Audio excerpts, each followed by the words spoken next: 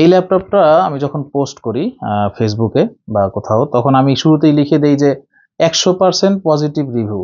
কথাটা কেন লিখতাম, আমি এই পর্যন্ত যাদেরকে এই ল্যাপটপগুলো দিয়েছি, এই মডেলটা রাইজেনের এইচপি এলিট বুকের 845G7, এই মডেলটা যাদেরকে দিয়েছি সবাই খুব সুন্দরভাবেই চালাচ্ছে এবং কোনো ধরনের মানে বড় ধরনের কোনো সমস্যা নাই বা কোনো টুকটাক ডিস্টার্বও করে না।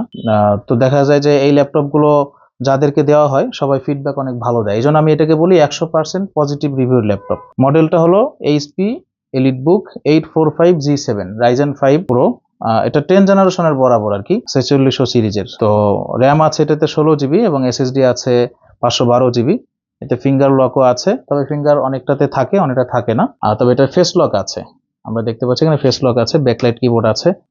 যাদের এই টেকসই একটা ল্যাপটপ দরকার এবং হাই পারফরমেন্সের জন্য, হাই কাজের মানে হাই কোনো কনফিগারেশন দরকার, তাদের জন্য এটা খুব ভালো একটা ল্যাপটপ হবে। এটার মধ্যে আপনি মাল্টিটাস্কিং করতে পারবেন, যেহেতু রাইজেনের এএমডি প্রসেসর আমরা জানি, এটা গেমিং প্রসেসর। যারা আমরা অনেকগুলো কাজ করি বা ভারী কাজ করি তাদের জন্য এটা ভালো একটা ল্যাপটপ হবে।